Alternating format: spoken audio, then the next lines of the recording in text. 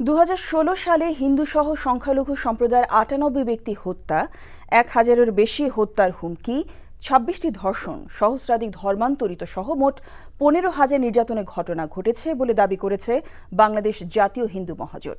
এজন্য ২০১৬ সালকে সংখ্যালঘু নির্যাতনের বছর হিসেবে ঘোষণা করেছে সংগঠনটি। হিন্দু মহাজোটের নেতারা বলেছেন, এ বছরে হিন্দু সহ ধর্মীয় সংখ্যালঘু নির্যাতনের পরিসংখ্যান ১৯৭১ সালের হানাদার বাহিনীর নির্যাতন চিত্র নতুন করে স্মরণ করিয়েছে। সকালে ঢাকা রিপোর্টার্স ইউনিটি মিলনায়তনে আয়োজিত সংবাদ সম্মেলনে হিন্দু মহাজোটের নেতারা বলেছেন, ধারাবাহিকভাবে সংখ্যালঘু নির্যাতনের ঘটনা বৃদ্ধির জন্য হিন্দু মহাজোটের নেতারা সরকারের উদাসীনতা ও বিশেষ মহলকে খুশি করার ইচ্ছাকে দায়ী করেছে। সংখ্যালঘুদের উপর অত্যাচারের যে আপনারা বলছেন যে সরকারের কাছে আমাদের চাওয়াটা কি, প্রতিনিয়ত আমাদের কাজটা কি? আমাদের কাজ হলো আমরা তুলে ধরবো সরকারের দায়িত্ব, সরকারের আইনগতভাবে তার পদক্ষেপ গ্রহণ করবে। আমরা আইনের শাসন চাই, প্রকৃত ঘটনার তদন্ত করে প্রকৃত যারা ঘটনাকারী, যারা ঘটায় তাদের সাথে চাই।